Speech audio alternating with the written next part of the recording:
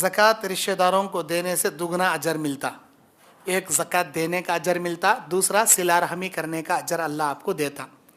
माँ बाप अपने बच्चों को ज़कात दे सकते हैं अगर बच्चे गरीब हैं, उनका जीना अलग है, लेकिन बच्चे अपने माँ बाप को ज़कात नहीं दे सकते, क्योंकि बच्चों की सारी प्रॉपर्टी माँ बाप की रहती। माँ बाप को उल्टा ज़कात देने की ज़रूरत नहीं।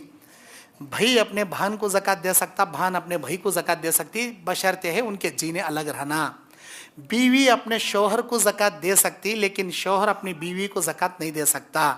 उन लोगों को ज़कात एक आदमी नहीं दे सकता जिनकी किफ़ालत इन्हें संभालते रहता, जैसे बहन, माँ बाप, भाई, जोरू, बच्चे, जिनकी किफ़ालत में पले जारी, इसके पकवान से, इसके चूल्हे से पकाने से कितने लोग खा को पल रही, मातहत में पले जाने वालों को इन्हें ज़कात नहीं दे सकता।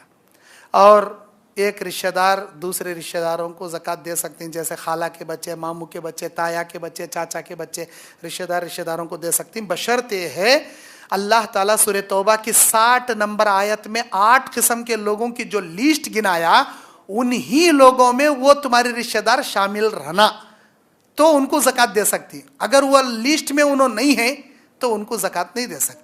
किसी काफिर को ज़कात नहीं देना, सिर्फ मुसलमान को ज़कात देना, और उन्हीं 8 लोगों को देना, 9वें किस्म के किसी आदमी को ज़कात नहीं देना।